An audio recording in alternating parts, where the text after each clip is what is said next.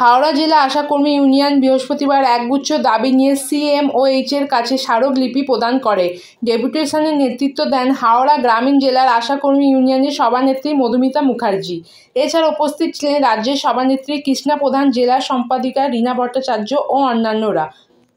Routine ছাড়া অন্যান্য কাজের ডিউটি বন্ধ করা, স্বাস্থ্যকর্মী স্বীকৃতি প্রদান, মাতৃত্বকালীন ছুটি বাড়ানো, করোনাকালে প্রাপ্য টাকা মেটানো, ইউনিফর্ম দেওয়া সহ 12 দফায় দাবি জানানো হয়। কোভিড পরিস্থিতিতে যে কাজ করেছিলাম তারও টাকা পাইনি। তারপরে হচ্ছে স্বাস্থ্যকর্মী স্বীকৃতি দেওয়া হয় না, হাসপাতালে সই নিয়ে ভীষণ ঝামেলা হচ্ছে, সেইগুলো স্যারকে মেটাতে হবে। জেরক্সের টাকা অর্ডার কপি থাকা সত্ত্বেও অনেক সেন্টারে দিচ্ছে না, সেইটা যেন অবশ্যই দেয়।